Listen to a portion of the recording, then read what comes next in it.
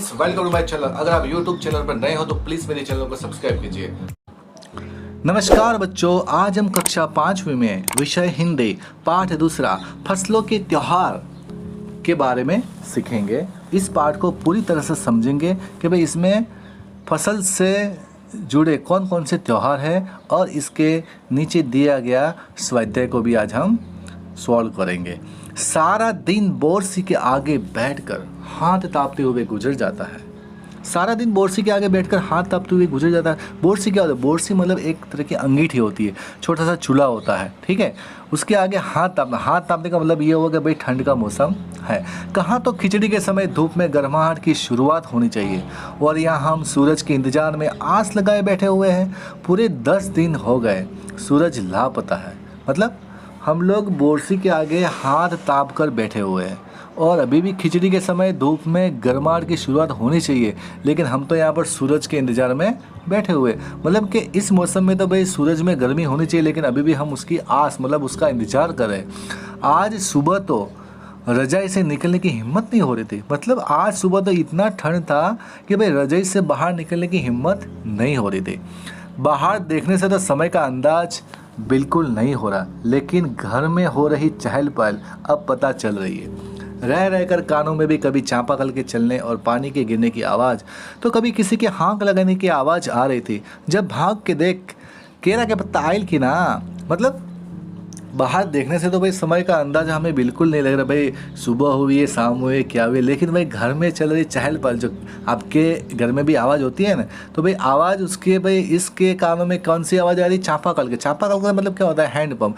तो भाई हैंडपम्प जो हम पानी निकालने के लिए यूज़ करते हैं उसकी आवाज़ आ रही है। तो कभी कभी किसी के हाँक लगाने की आवाज़ आ रही है। अरे भाई जा देख केले के पत्ते आए कि नहीं आए, जा उसको जरा देख। मतलब इस तरह की आवाज़ आ रही है। आज ई लोग के उठे के नहीं के कहा, बोल जल्दी तैयार हो कस, अब तो उठने में ही भलाई है। मतलब आज इन लोगों के उठने से तो मतलब ऐसा लग रहा है कि भाई आज तो यार जल्दी उठ जाने में ही हमारी भलाई है। नहा धोकर हम सभी एक कमरे में इकट्ठा हुए। दादा और चाचा ने क्या सफ़ेद चकाचक मान लगी धोती और कुर्ता पहना हुआ है। खिचड़ी में ऐसन ठाड़ हम पहले कब्बो न देखनी, सारा देह कनकना देता। पापा ने कहा शायद आज धोती में उन्हें ठंड कुछ ज़्यादा लग रही है। मतलब नहा धोकर सारे परिवार के सदस्य एक कमरे में इकट्ठे हुए। भाई दादा और चाचा ने भाई चकाचक मांड लगी धोती पहनी। भाई मांड लगी धोती मतलब क्या होता है? चावल का मांड मतलब चावल का पानी। तो चावल का पानी थोड़ा सा चिकना होता है, तो वो चिकने पानी में धोती को धोने से वो धोती थोड़ी सी प्रेस मतलब उसको आयरन करने के बाद वो थोड़ी सी कड़क हो जाती है और पहनने में वो अच्छी रहती है, ठीक है। उसमें सिरवटें नहीं पड़ती है। तो ऐसी धोती पहनी है, फिर भी खिचड़ी में, खिचड़ी मतलब खाने वाली खिचड़ी नहीं, खिचड़ी में ऐसन ठाड़ हम पहले कब्बो ना देखनी, सारा देह कनकना देता। मतलब सारा देह कांप रहा है। मतलब ऐसी ठंडी हमने मकर संक्रांति में जब हम पतंग उड़ाते हैं जनवरी के महीने में, ऐसी ठंड तो नहीं होती थी, लेकिन आज कुछ ज़्यादा ठंड है। सामने मछिया पर खादी की सफ़ेद साड़ी पहने हुए दादी बैठी थी। आज दादी ने अपने बाल धोए हैं, जक सफ़ेद सैमल की रुई जैसे हल्के फुल्के बाल। सामने मछिया मतलब खाट, जो खाट होता है जिसमें वो धागों से उसको गूंथा जाता है, जिसके लकड़ी से बना होता है और उसको सूती जो होता है उनसे उनको बुना जाता है, उसको मछिया बोलते हैं। देसी भाषा में उसको खाट बोलते हैं। तो भाई आज दादी ने अपने बाल धोए हैं, जक सफ़ेद सैमल की रुई जैसे बाल। मतलब सैमल की जो रुई होती है एकदम नाजुक हल्के फुल्के बाल, और गौर से देखने पर भी एक काला बाल नजर नहीं आता। मतलब सारे सफ़ेद बाल, गौर से देखने पर भी उनके सर पर एक भी काला बाल नहीं होता है, ठीक है। तो यहाँ पर उल्टा है, मतलब उनके सारे बाल सफ़ेद हैं। बिल्कुल धुली धुली सी लग रही है दादी, और दादी एकदम क्लीन धुली धुली से लग रही है, एकदम स्वच्छ लग रही है। उनके सामने केले के कुछ पत्ते कतार में रखे हैं, मतलब उनके सामने लाइन में रखे हुए, उनके सामने रखे हुए, जिस पर तिल, मिठा मतलब गुड़ को लोग क्या बोलते हैं? मिठा बोलता है। चावल आदि के छोटे छोटे ढेर पड़े हुए हैं। हमें बारी बारी से उन सभी चीज़ों को छूने और प्रणाम करने के लिए कहा गया। जब सब ने ऐसा कर लिया तो उन सभी चीज़ों को एक जगह इकट्ठा करने दान दे दिया गया। आज तो अप्पी दीदिया बुरी फंसी। अप्पी दीदिया, भाई अप्पी दीदिया है आज तो बुरी फंसी। भाई क्यों फंसी, चलो आगे देखते हैं। उन्हें न तो चूड़ा दही भी पसंद है और न ही खिचड़ी, पर आज तो फरमाइशी नाश्ता नहीं चलेगा, उन्हें दोनों ही चीज़ें खानी पड़ेगी। आज खिचड़ी जो है, खिचड़ी खाने के बाद सभी ने गया से आए तिल, गुड़ और चीनी के तिलकुट को बड़े चाव से खाया। मतलब खिचड़ी में खिचड़ी। आपने सोचा मकर संक्रांति में आपने देखा होगा कि कुछ घरों में अलग अलग प्रकार के कोई धान होता है, जैसे बाजरा, ज्वार, गेहूँ, वो सबको मिलाकर एक तरह का खिचड़ा बनाया जाता है, खिचड़ी बनाई जाती है। ठीक है, तो मकर संक्रांति को यहाँ गुजरात में क्या बोलता है, उत्तरायण, तो कुछ कुछ जगह पर उसको क्या बोलते हैं, खिचड़ी। तो खिचड़ी में भी हमने खिचड़ा खाया और उसके साथ गुड़ और चीनी के तिलकुट बड़े चाव से खाया। खाते खाते मैं सोच रही थी कि कितनी अलग है ना ये खिचड़ी जो अभी हम मना रहे हैं। स्कूल में हम जो खिचड़ी मनाते थे उसकी अलग ही मस्ती हुआ करती थी। छुट्टी का दिन, नाव में बैठकर गंगा नदी की सैर और फिर टापू पर बालों में दौड़ते हुए पतंग उड़ाना या उड़ाने की कोशिश करना, कितना मज़ा आता था। आप भी बच्चों पतंग उड़ाते होंगे ना। इधर हम पतंग उड़ाते थे और वहीं थोड़ी दूर पर गुरुजी, विमला दीदा, आनंद जी, जिलमिट भैया सब मिलकर ईंट से बने चूल्हे पर बड़े बड़े कड़ाहों में खिचड़ी बनाते थे। हम भी बीच बीच में अपनी पतंगों को सुस्ताने का मौका देते हुए मटर और प्याज छीलने बैठ जाते। वैसी खिचड़ी फिर दोबारा खाने को नहीं मिली। वाकई ढंग कैसा भी हो, पर है ये खुशियों का त्यौहार। मतलब कोई भी त्यौहार होता है, उसको मनाने का ढंग तरीका अलग अलग होता है, लेकिन भाई कोई भी त्यौहार हो वो हमें खुशियाँ जरूर देता है। जनवरी माह के मध्य में, जनवरी महीना अंग्रेजी महीना है, जनवरी माह के मध्य में भारत के लगभग सभी प्रांतों में फसलों से जुड़ा कोई ना कोई त्यौहार मनाया जाता है। बच्चों यहाँ पर देखिए, जनवरी माह का मतलब कि उत्तरायण के बाद, उत्तरायण कब होती है, 14 जनवरी को होती है। ठीक है, तो उस तारीख के बाद में सभी जगह पर भारत के लगभग सभी राज्यों में फसलों से जुड़ा कोई ना कोई त्यौहार मनाया जाता है। मतलब सारे त्यौहार उसी तारीख के आसपास आते हैं। कोई फसलों के तैयार हो जाने पर खुशी बांटता है, तो कुछ लोग इस उम्मीद में खुश होते हैं कि अब पाला कम होगा, सूरज की गर्मी बढ़ने से खेतों में खड़ी फसल तेजी से बढ़ेगी। मतलब पाला मतलब क्या होता है, ठंड कम होगी। तो और इलाकों का अपना रंग और अपना ढंग नजर आता है। इस दिन सब लोग अच्छी पैदावार की उम्मीद और फसलों के घर में आने की खुशी का इजहार करते हैं।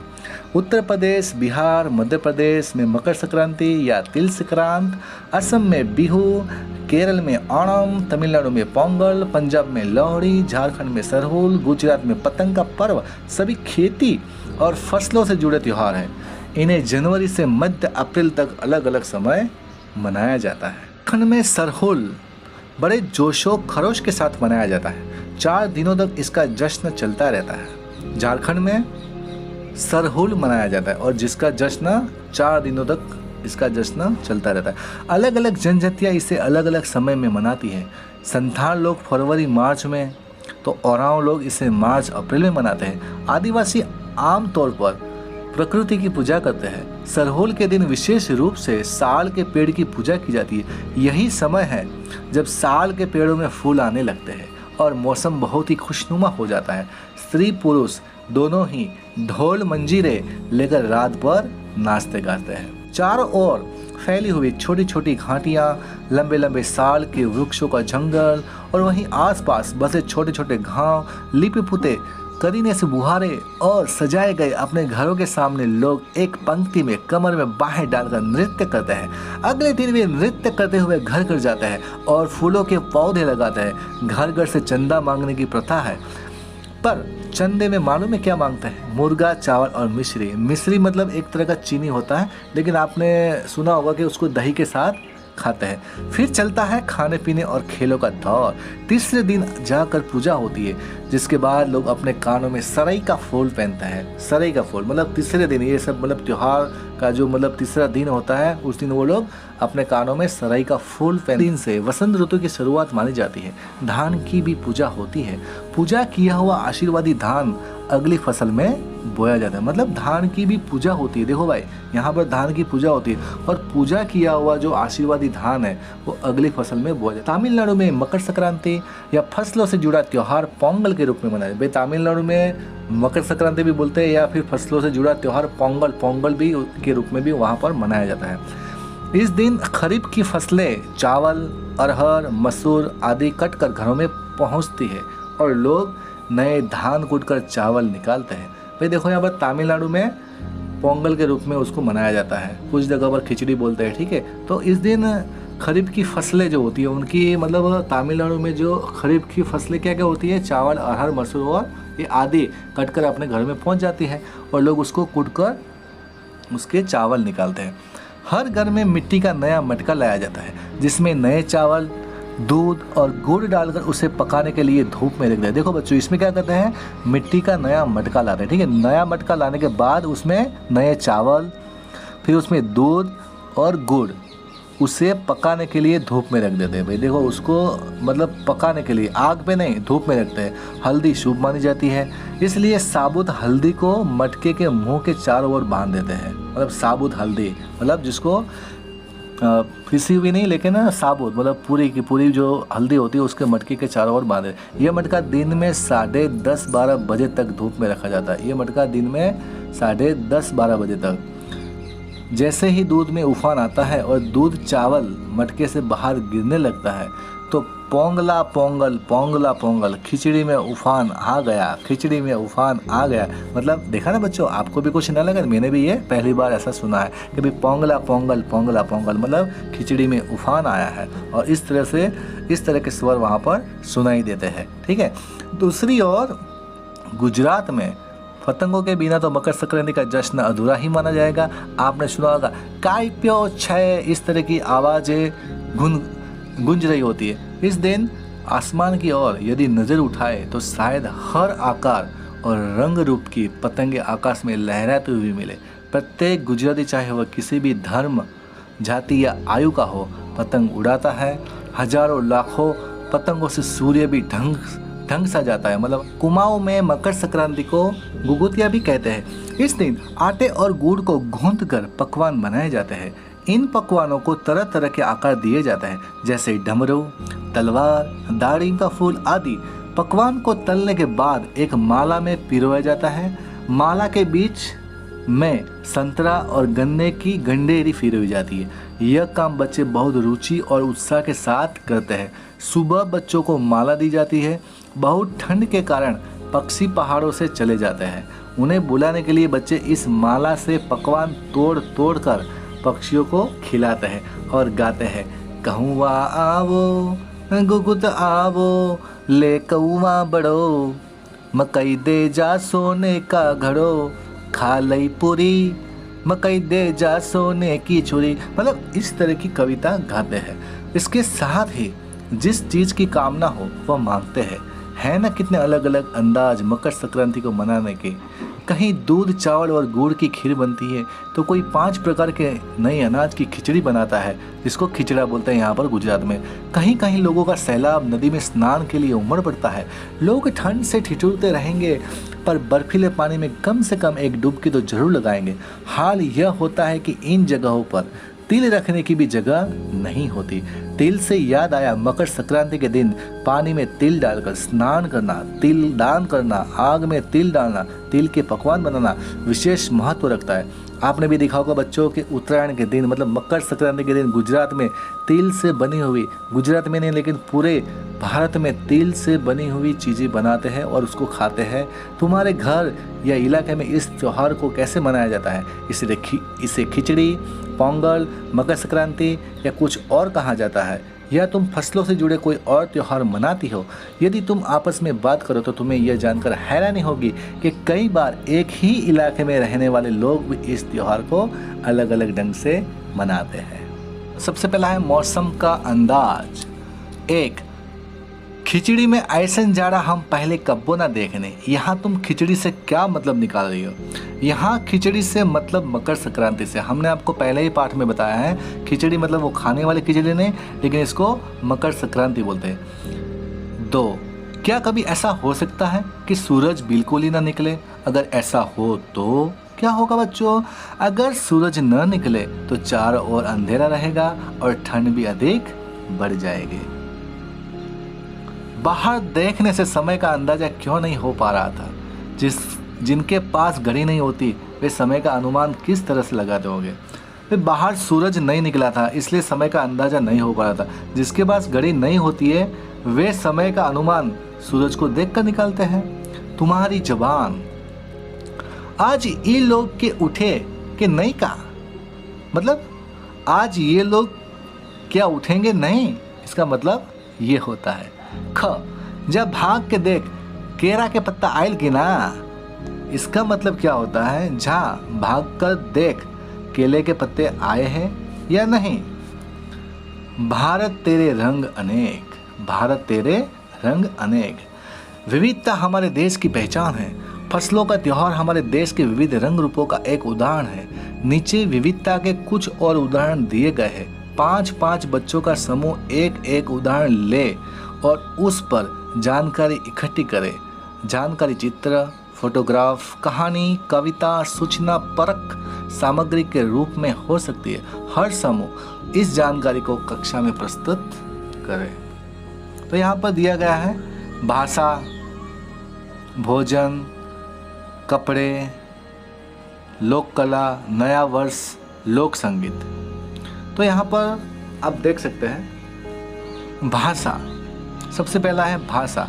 भारत में हर जगह पर विभिन्न भाषाएं बोली जाती है, लेकिन राष्ट्रभाषा के रूप में सारे भारत में हिंदी का ही प्रयोग होता है। कपड़े। भारत के विभिन्न प्रांतों में अलग अलग तरह के कपड़े पहने जाते हैं। नया वर्ष। भारत के अलग अलग राज्यों में नया वर्ष विभिन्न तरह से मनाया जाता है। भोजन। देश के अलग अलग राज्यों में विभिन्न तरह के भोजन मिलते हैं। लोक कला। भारत को अलग अलग राज्यों में विभिन्न कलाएं विद्यमान हैं जो भारत की संस्कृति को बनाए हुए हैं। लोक संगीत। भारत में सभी राज्यों के अलग अलग लोक संगीत है। छात्र स्वयं कक्षा में प्रस्तुत करें। अन्न के बारे में। क, फसल के त्योहार पर तिल का बहुत महत्व होता है। तिल का किन किन रूपों में इस्तेमाल किया जाता है पता करो। भाई, तिल से विभिन्न प्रकार के पकवान तथा मिठाइयाँ बनाई जाती हैं। इससे तेल भी बनता है। ख, तुम जानती हो कि तिल से तेल बनता है और किन चीज़ों से तेल बनता है और कैसे?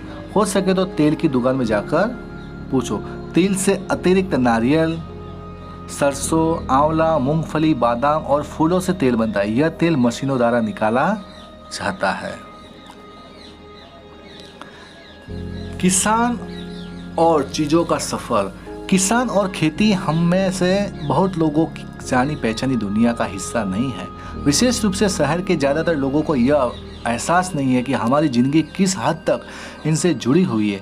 देश के कई हिस्सों में आज किसानों को जिंदा रहने के लिए बहुत मेहनत और संघर्ष करना पड़ रहा है। अगर यह जानने की कोशिश करें कि हम दिन भर जो चीज़ खाते हैं वे कहाँ से आती है, तो किसानों की हमारी ज़िंदगी में भूमिका को हम समझ पाएंगे। आलू की पकौड़ी, बर्फ़ी और आइसक्रीम, इन 3 चीज़ों के बारे में नीचे दिए गए बिंदुओं को ध्यान में रखते हुए जानकारी इकट्ठी करो और मेरी कहानी के रूप में उसे लिखो। किन चीज़ों से बनती है? बोलो भाई, किन चीज़ों से बनती है?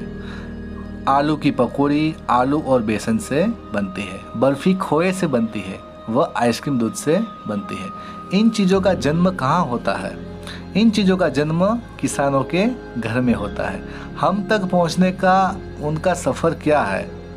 हम तक ये चीज़ें किसानों के बाद व्यापारियों के माध्यम से पहुँचती है। इस पूरे सफ़र में किन लोगों की कितनी मेहनत लगती है? इस पूरे कार्य में किसान तथा व्यापारियों की बहुत मेहनत लगती है। इन लोगों में से किसको कितना मुनाफा मिलता है? इन लोग में से किसानों को कम तथा व्यापारी को उनसे कुछ ज़्यादा ही मुनाफा मिलता है। अब है खास पकवान। गया शहर नंबर 1। गया शहर तिलकुट के लिए प्रसिद्ध है। हमारे देश में छोटी बड़ी ऐसी कई जगह है जो अपने खास पकवान के लिए मशहूर है। अपने परिवार के लोगों से पता करके उनके बारे में बताओ। फिर हमारे देश में मथुरा पेड़े के लिए, आगरा पैठे के लिए और हरियाणा घेवर के लिए प्रसिद्ध है। अब पिछले 2 वर्षों में दूसरा नंबर, पिछले 2 वर्षों में तुमने काम वाले शब्दों के बारे में जाना। इन शब्दों को क्रिया भी कहते हैं। काम वाले का शब्द मतलब होता है जिसमें काम होता हुआ दिखाई दे, उसको बोलते हैं क्रिया। अंग्रेजी में बोलते हैं वर्ब भी कहते हैं, क्योंकि क्रिया का संबंध कोई काम करने से है। नीचे खिचड़ी बनाने की विधि दी गई है, इसमें बीच बीच में कुछ क्रियाएं छूट गई है। उचित क्रियाओं का प्रयोग करते हुए इसे पूरा करो। यहाँ पर कुछ शब्द दिए गए हैं, छौंकना, पीसना, पकाना, धोना, परोसना और भूनना। मतलब ये खिचड़ी बनाने का मतलब विभिन्न अंग है, मतलब उसके एक अलग अलग पहलू है। छौंकना पड़ता है, पीसना पड़ता है, पकाना पड़ता है, धोना पड़ता है, परोसना पड़ता है और भूनना पड़ता है। अब बंगाली खिचड़ी 5 व्यक्तियों के लिए हम लोग बना रहे हैं, ठीक है। क्या बना रहे हैं हम लोग? बंगाली खिचड़ी बना रहे हैं। तो भाई सामग्री है और यहाँ पर मात्रा दी गई है। तो अदरक दी है यहाँ पर 20 ग्राम, लहसुन 3 फाके लेना है, इलायची के दाने 3 छोटी चम्मच लेनी है, और इलायची 3 छोटी लेनी बस। दालचीनी लेनी है आपको 2.5 सेंटीमीटर का एक टुकड़ा। फिर पानी लेना है 4 प्याले, मूंग दाल आपको आधा प्याला लेना है, सरसों का तेल 3 बड़े चम्मच, तेज पत्ते आपको 2 लेने हैं, जीरा लेना है आधा छोटा चम्मच, प्याज बारीक कटा हुआ 1 मंजोला, चावल धुले हुए 1 प्याला, फूल गोभी बड़े बड़े टुकड़ों में कटी हुई 200 ग्राम, आलू छिलकर 4 टुकड़ों में कटे हुए 2, मटर के दाने आधा प्याला, धनिया पिसा हुआ 1 बड़ा चम्मच, लाल मिर्च पिसी हुई आधा छोटा चम्मच, चीनी 1 छोटा चम्मच, घी 2 बड़े चम्मच, नमक और हल्दी अंदाज से आपके स्वाद अनुसार आपको डालना है। तो अब यहाँ पर विधि यहाँ पर दिया हुआ है, तो अभी आपको विधि में जो खाली जगह है वो आपको भरनी है। तो बच्चों आप लोग तैयार हो? तो आप लोग यहाँ पर आराम से देखिए विधि। इलायची, दालचीनी और लौंग में थोड़ा थोड़ा पानी 1 छोटा चम्मच डालते हुए पीस लो। अदरक और लहसुन को इकट्ठा पीसकर पेस्ट बनाओ। दाल को कढ़ाई में डालो और धीमी आंच पर सुनहरी भूरी होने तक भून लो। अब दाल निकालकर पीस लो। तेल को कुकर में डालकर गर्म करो। तेल गर्म होने पर तेज पत्ते और जीरा डालो। जीरा जब चटकने लगे तो प्याज डालकर सुनहरा भूरा होने तक भूनो। अब अदरक लहसुन का पेस्ट डालकर कुछ मिनट तक भूनो। धुली हुई दाल, चावल और सब्जी डालो कि और अच्छी तरह मिलाओ और शेष पानी 4 प्याले मतलब डालकर एक बार हिलाओ। कुकर बंद करो। तेज आंच पर पूर्ण प्रेशर आने दो। अब आंच तेज करके 4 मिनट तक पकाओ। भाप निकल जाने पर कुकर खोलो। मसालों का पेस्ट मिलाओ। खिचड़ी घी, हींग, जीरा, साबुत लाल मिर्च से छौंक कर परोसो। कैसा लगा बच्चों तो आपको ये? तो बच्चों अगर आपको ये मेरा वीडियो अगर पसंद आया है तो उसको लाइक, शेयर और कमेंट कीजिए, और इस तरह के और भी वीडियो आपको चाहिए तो उसको सब्सक्राइब कीजिए। धन्यवाद।